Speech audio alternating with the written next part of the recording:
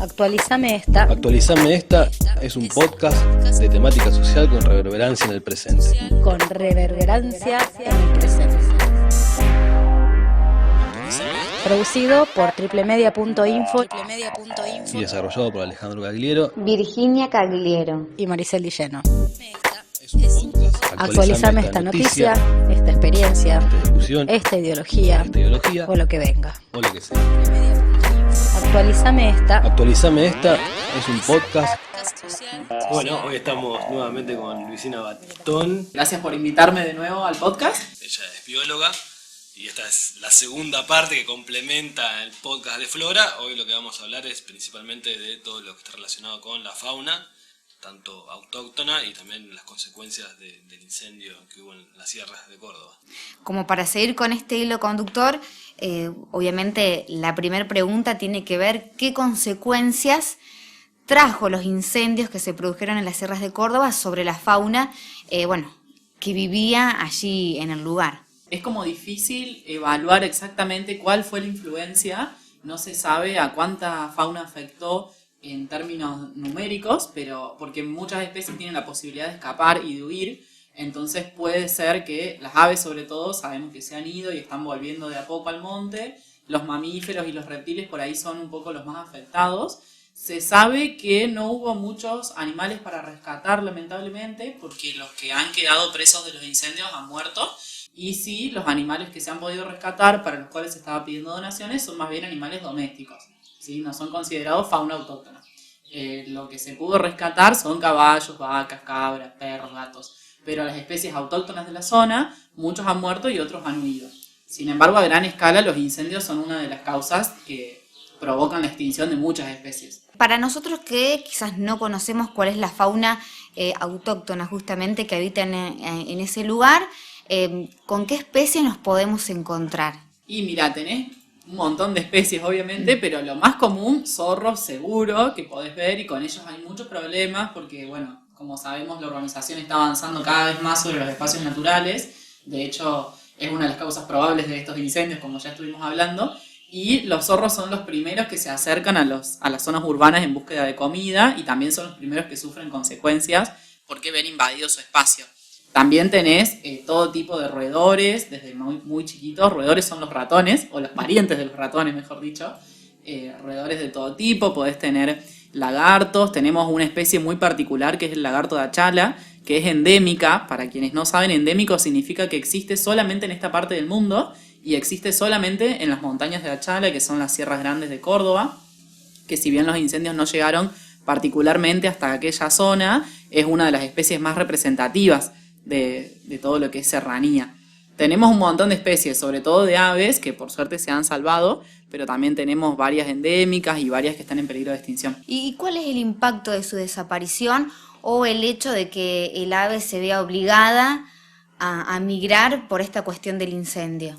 Mira, el impacto en las aves más que todo afecta a la fuente de alimento, ¿sí? Porque justamente las aves usan el monte como alimento y como refugio, como lugar de nidificación y como lugar para poder mantenerse. Entonces a ellas las afecta no tanto por la mortandad por quema, sino más bien porque les está dejando sin su fuente de recursos de subsistencia. Por eso una de las recomendaciones para los incendios era que la gente pudiera poner nativas en sus veredas para que las aves tuvieran una fuente de alimento. ¿Esas aves dónde suelen dirigirse cuando se produce la quema? ¿Hacia dónde suelen migrar, utilizando nuevamente la palabra? Por ejemplo, acá en Marcos Juárez tenemos cotorras que antes no existían en los campos y ahora se ven cotorras por todos lados. Claro, es muy común encontrarlas. Es muy común ahora, cuando en otra época no existían. Les doy como las dos respuestas. Por un lado, no se dice que migran porque en realidad son movimientos muy cortos y no son movimientos previstos por la especie ni son comportamientos naturales. Más bien se espantan y se escapan y generalmente es muy cerca, es a los bosques aledaños en donde no llegó el fuego. Y cuando se apagan los incendios y ya se afloja un poco la temperatura de los suelos, las aves tienden a volver a sus lugares en donde tenían los nidos, digamos, vuelven a sus sitios de nidificación. Porque como muchos otros animales tienen territorios. Entonces, después de los incendios, cuando todo se apaga, vuelven a sus territorios. Por eso es muy importante también dejar los árboles en pie, porque si las aves vuelven a buscar sus nidos, lo más probable es que defequen ahí y terminen dispersando semillas que trajeron de los otros montes que estaban más sanos, digamos. Eso por un lado. Y por otro lado, el tema de las cotorras son plaga en esta zona porque justamente no tienen predadores ellas y bueno, como todo el tema del cambio en el uso del suelo en esta zona, la agricultura, etcétera, hace que cada vez tengan menos predadores y menos aves también predadoras, entonces tienen más posibilidad de reproducirse y además, entre otras cosas, las hileras de eucaliptos, por ejemplo, que son exóticos, favorecen el desarrollo de cierta especie como son las cotorras. Son muy competitivas, entonces desplazan a las especies que estaban ahí antes y colonizan todo el ambiente. Si bien no hay datos de cuántas especies se perdieron y qué nivel de mortandad hubo, ¿cuánto tarda la fauna o cuánto podría tardar la fauna autóctona en las sierras en más o menos recuperarse? Y un montón. No te podría decir un número exacto de tiempo, pero normalmente los animales suelen empezar a volver a utilizar el ecosistema en la medida en la que el ecosistema se recupera. Entonces, por lo menos 2 o 3 años hasta que se recuperen los estratos del monte y los animales puedan volver. Porque en realidad ellos van al monte en búsqueda de alimento. Entonces, hasta que esas plantas no se recuperen y no ofrezcan una fuente alimenticia, probablemente la fauna no se reestructure. Es un tiempo bastante prolongado. Sí. Hay que hay que generar una conciencia sobre eso. No solamente sobre la flora que se pierde, sino también sobre la fauna. Que ve esta cuestión de la recuperación muy dificultosa. Una cuestión temporaria. Es bastante más difícil de generar la conciencia sobre la fauna porque no la vemos. No es algo que nosotros estemos acostumbrados a ver a simple vista. Por ahí algunas aves sí, o algún zorrito, o alguna especie que sea un poco más carismática, pero la gran mayoría de nuestras especies, más las que viven en el Monte del Espinal o en el Chaco Seco, son bichos que están escondidos. Entonces nosotros no tenemos un sentido de pérdida tan fuerte como sí el sentido de pérdida del monte. Porque pasar por una montaña que está cubierta de verde y pasar al año siguiente y ver todo negro es muy fuerte el choque estético. Pero con la fauna, al no verla a simple vista, es mucho más difícil poder tomar conciencia de todo lo que se pierde. Me imagino, por ejemplo, todo lo que son insectos, arácnidos, etcétera, que se perdieron y que, imposible de tantear, imposible de ver y que también cumplen un rol fundamental. Y ni hablemos a nivel invertebrados. Nosotros siempre hablamos de vertebrados, claro, de reptiles, anfibios, aves, mamíferos, porque son los más carismáticos, los de mayor tamaño y los que tenemos un poco más estudiados y más vistos frecuentemente, con los que tenemos más relación. Pero los invertebrados son cientos de miles y es realmente incalculable saber la cantidad de invertebrados que pueden haber muerto, sobre todo. Muchos pueden lograr esconderse en las primeras capas del suelo, pero con los incendios de la magnitud que hubo este año, que incluso las primeras capas del suelo están muy quemadas, la tasa de mortandad de invertebrados es incalculable. En el primer podcast marcabas esta cuestión de que desempeñas tu trabajo como bióloga en el Zoológico de Córdoba.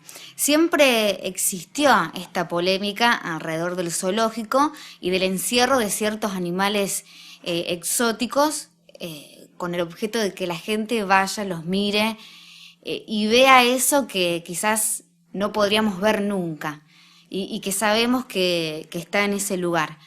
Comentanos un poquito cuál es el trabajo hoy del Zoológico de Córdoba, si funciona como tal o se ha refuncionalizado. Es como un tema súper complejo y muy abarcativo, pero como a gran escala los zoológicos surgen en Argentina hace aproximadamente 100 años, más o menos. De hecho, el Zoológico de Córdoba es el tercero más antiguo de Latinoamérica. ¿Sí? Primero está el de Venezuela, el de Buenos Aires y después el de Córdoba, que este año cumple 105 años aproximadamente. Sí, 105 en diciembre.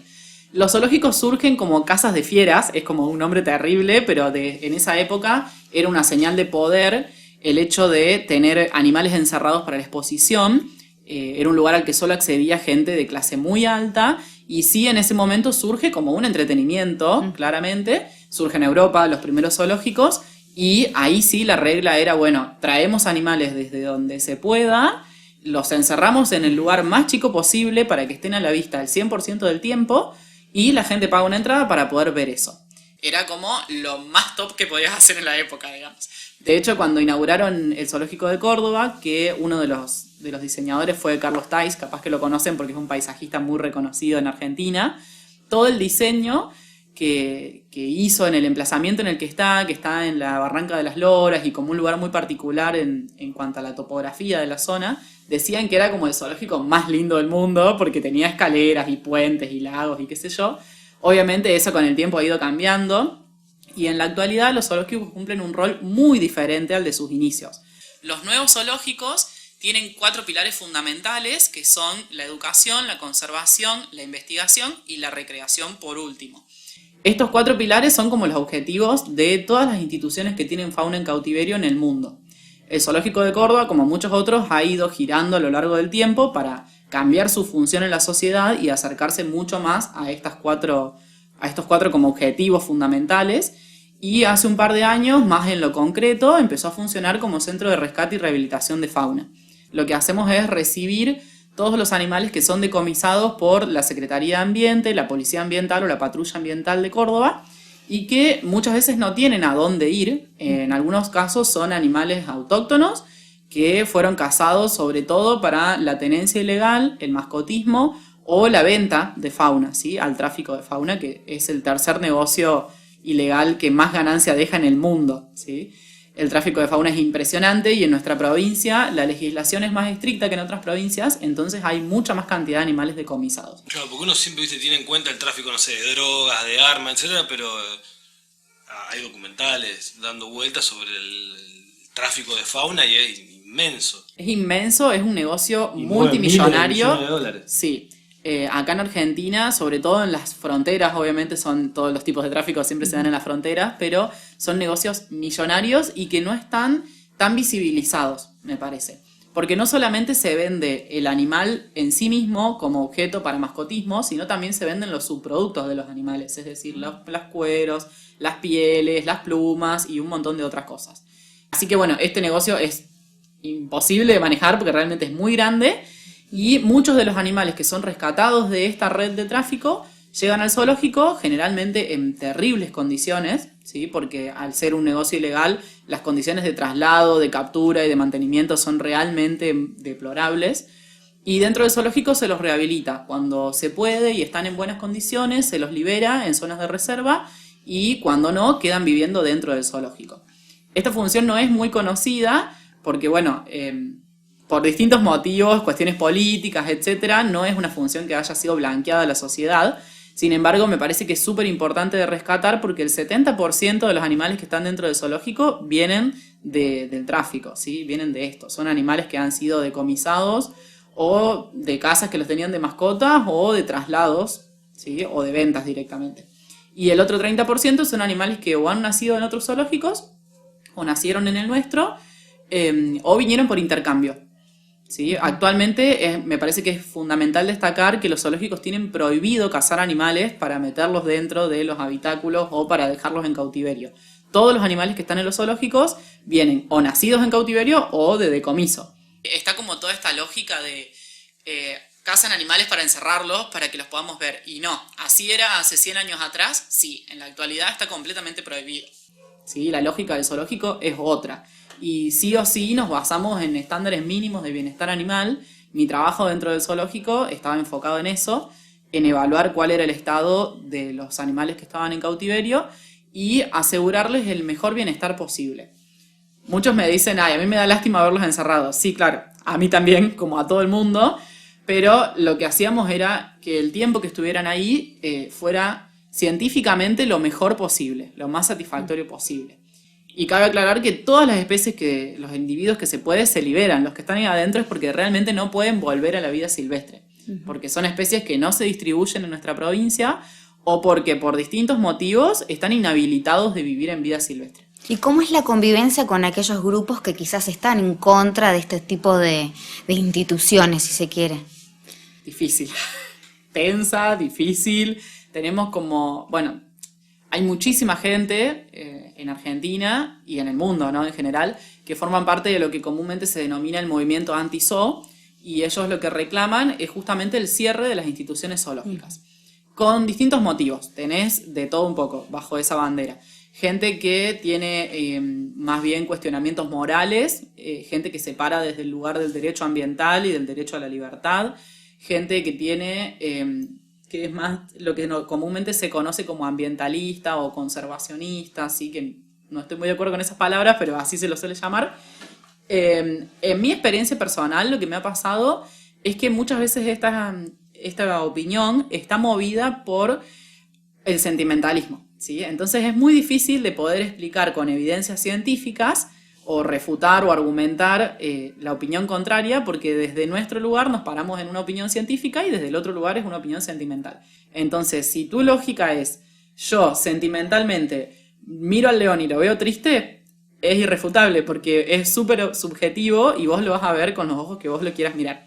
Nosotros lo que hacemos es basarnos en los estándares científicos mundiales propuestos por la UASA, que es la Organización Mundial de Parques Zoológicos y Acuarios, y la ALPSA, que es la misma pero latinoamericana. Nos basamos en esos estándares científicos y en base a eso yo te puedo decir, este animal cumple con los requerimientos de bienestar o no. Después, desde la mirada anti-zoo, la lucha es por el cierre y por la libertad, aunque lamentablemente, por lo menos en nuestro país, los logros, entre comillas, que han tenido los grupos anti-zoo de cierres de instituciones zoológicas han sido terriblemente perjudiciales para los animales.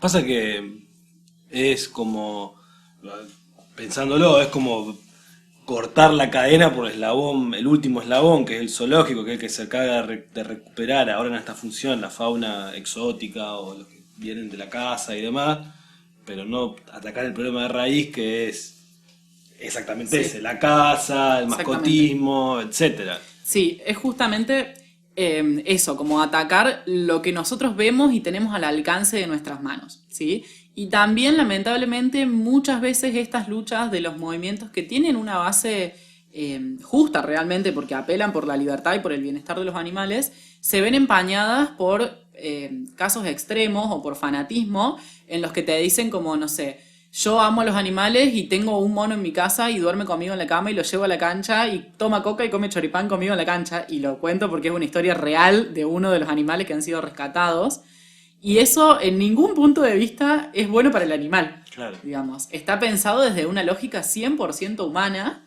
y las causas que mueven a los cierres de los zoológicos también están pensadas desde un punto de vista humano. Yo quiero que se cierre porque no me gusta a mí que esté ahí adentro. Pero muchas veces que esté ahí adentro es la única opción posible para el animal. O está ahí adentro o muere, porque si se lo libera, muere. O causa un daño peor para el resto de la comunidad de fauna que está en vida silvestre. Claro, faltaría como una visión más... a gran escala. Más gran escala. Decir, exacto. Bueno, tenemos un tigre, no lo podemos soltar en la Sierra de Córdoba. Es lo que muchas veces yo en la vida privada, digamos, a las personas que me conocen les digo como... Bueno, dale, soltamos a los animales. ¿Y qué hago? ¿Largo los 2 hipopótamos en el dique San Roque? No, digamos, no es una solución viable. Muchos te dicen, bueno, se trasladan a los santuarios. Es como la solución mágica. Lo sacamos de acá y lo ponemos allá. Listo, todos nos quedamos tranquilos. Los traslados, primero, en Argentina no hay santuarios. Segundo, los santuarios más cercanos tienen reglas de salud animal que nosotros no cumplimos. Tercero, los traslados son carísimos. Carísimos, muy, muy caros. Hablo de millones de dólares, digamos, para hacer un traslado animal a otros países. Y por último, no necesariamente es lo mejor para el animal, ¿sí? Porque hubo casos que fueron emblemáticos, como el traslado de los osos del zoológico de Mendoza, que se los llevó a Estados Unidos, o el traslado de la elefanta Mara del zoológico de Buenos Aires, que se la llevó a Brasil. Y fueron casos exitosos y emblemáticos, que salieron bien, que estuvieron bien planificados y que llevaron procesos de 4 o 5 años por detrás. Pero ese caso exitoso, por el cual los grupos anti-zoo embanderan su lucha, trae aparejado por detrás de la pantalla cientos de muertes de animales que no son tan lindos ni tan carismáticos como un elefante o como un oso, pero son nuestra fauna nativa y son los que ocupan la gran mayoría de los hábitats de los zoológicos. Claro, me hace acordar sobre Pablo Escobar, que tenía hipopótamos, sí. Y que después transformaron en un problema en Colombia, porque como que se empezaron a reproducir y cada parte no tenía un problema en la zona de Medellín con los hipopótamos. No tenían depredadores, nada. Era como... Justamente son especies invasoras, que el problema es que si uno suelta un hipopótamo, bueno, obviamente es un problema muy grande, literal, pero si soltás animales más pequeños, puedes llegar a generar los mismos conflictos a nivel ambiental porque son exóticos. Como el cuento de Mempo Giardinelli, que también habla de los hipopótamos en el Chaco, que le genera un cambio de ecosistema. Está buenísima esa novela. Una novela que leí en los años 90 de Mempo Giardinelli, que se llama Imposible Equilibrio, y que hace en tono sarcástico una apología de cubrir las necesidades ecológicas cuando el Chaco se inunda. Un ecologista viene a querer sembrar hipopótamos en el Chaco para cambiar el ecosistema. Mi pregunta implica dos cosas. Si ustedes tienen algún tipo de inferencia en este gran tema del tráfico, o al menos si están al tanto de estadísticamente lo que va pasando, si aumenta, si disminuye, y si eso implica la proyección futura del zoológico, porque bueno, si hay una especulación de que disminuya, de que se empiece a controlar, de que estos militantes militen más por parar este tráfico que por cerrar una institución, lo que pasa es que el tráfico es mucho más oculto que una institución, pero si disminuyera el zoológico, ¿qué función futura cree que podría cumplir? Te lo respondo como en dos partes. Primero, en cuanto a la injerencia, las estadísticas y la información, desde el zoológico sí tenemos todas las estadísticas de los animales que ingresan y está en terrible alza, preocupante alza, digamos. Teníamos en 2000, les paso los últimos años como a gran escala, en 2016 más o menos entraron unos 250 animales y en 2018 entraron 400, digamos. Claro. Tenemos más de un animal por día ingresando. Entre ellos, las especies más frecuentes son la tortuga terrestre, muchas especies que, bueno, no sé si saben, pero es ilegal tener como mascota. Seguramente muchos de nosotros tenemos y tuvimos y conocemos gente que tiene tortugas terrestres, pero están en peligro de extinción en nuestro país y son ilegales. Muchas veces la gente se arrepiente y las regala, las deja o las tira o las trae al zoológico. En segundo lugar, tenemos aves de todo tipo, reinamoras, cardenales, 7 colores, bueno, muchas especies de aves, sobre todo las aves cantoras, que son las que más se cazan y más se venden. Sí, autóctonas, exactamente. Y en tercer lugar, distintas especies de reptiles, ¿sí? Sobre todo serpientes, que muchas veces las matan o las encuentran, etc. Esas son las especies que llegan, están en gran aumento, digamos. No hay ninguna perspectiva de que esto se detenga, ni mucho menos. Hay una frase muy común que dice que cuando la crisis aprieta, se estruja el monte.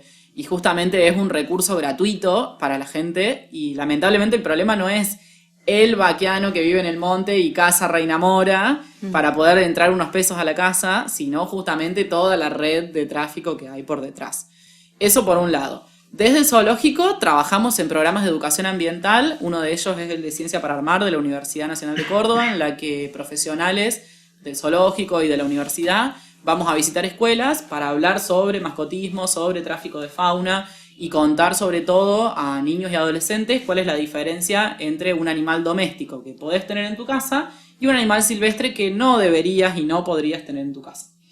Y la tercera parte de la respuesta, ¿cómo veo el futuro, digamos, de los zoológicos? Lamentablemente nosotros no tenemos una injerencia en controlar el tráfico porque, bueno, el zoológico, como muchas otras instituciones, está atravesada muy fuertemente por la política y lamentablemente las decisiones que se toman en base a estas instituciones no suelen estar guiadas por la conservación ni por el bienestar de los animales, sino en la gran mayoría de los casos están guiadas por decisiones políticas, intereses económicos y por personas que toman decisiones con poca información científica y pensando en aumentar las ganancias o en transformar estas instituciones en situaciones más rentables, por decirlo de alguna manera. Aparece un denominador común con el podcast anterior referente a Flora, que es esta cuestión de lo económico. Sí, exactamente. Siempre prima eso en detrimento, de la flora, de la fauna y de lo bueno que la conservación de eso puede generar. ¿El zoológico es receptora de denuncias? Si yo sé algo referente al tráfico que un vecino tiene o vi algo raro, o se tiene que canalizar por la policía ambiental de la provincia, por los canales más burocráticos, más... Es lamentablemente re burocrático y no estaría funcionando como uno, como bióloga, quisiera que funcionara. El zoológico, algo que no dije es que hasta hace 2 meses estaba concesionado a una empresa privada, entonces no tenía injerencia en aspectos públicos. Nosotros solamente estamos limitados a recibir animales que traiga la Policía Ambiental, la Secretaría de Fauna o la Patrulla Ambiental. Entonces las denuncias se hacen a cualquiera de estos 3 entes y ellos son los encargados de ir a decomisar los animales y traerlos. nosotros tampoco podemos recibir donaciones. Un montón de veces nos pasa que, no sé, camioneros que encuentran en la ruta un animal lastimado, lo traen al zoológico, o, mucho más común, la gente se va a Brasil y viene y deja la tortuga en la puerta y nos dice que la encontró en el shopping. Cosas por el estilo. Nosotros lamentablemente no podemos recibir donaciones de animales y en esos casos lo que se hace es redirigir a la persona a estas instituciones, digamos, a la Secretaría de Fauna, a la Policía Ambiental, etc. Ahora, hace poquito, el zoológico pasó a estar en manos de la Municipalidad de Córdoba. Es como todo un cambio muy reciente. Hay mucho alboroto mediático, social, político, económico en el medio. Y bueno, después de que toda esta tormenta se calme, veremos si logran resolver un poco y que esto no sea tan burocrático y sea más fácil. Lo que pasa es que yo la verdad que no sabía esta función del zoológico. Me entero recién ahora de receptor de animales exóticos. Mira, en principio, y espero no me juzguen por esto, hay muchos intereses para que esto no se sepa, ¿sí? Hace más de 10 años que el zoológico funciona como centro de rescate, pero ¿qué pasa? Todos estos animales que llegaban de manos de diferentes instituciones gubernamentales al zoológico entraban a la institución, dentro de la institución los profesionales hacían todo el trabajo para rehabilitarlos y luego de eso se liberaban a nombre de la institución gubernamental. El gobierno no ponía ni un solo peso, ni un solo recurso humano en nada de la rehabilitación. Si esta función de centro de rescate se blanquea y se hace legal, realmente como debería ser, como esperemos que suceda ahora que las cosas están cambiando, el gobierno tiene que hacerse cargo de estos animales que está decomisando y tiene que poder aportar a su rehabilitación.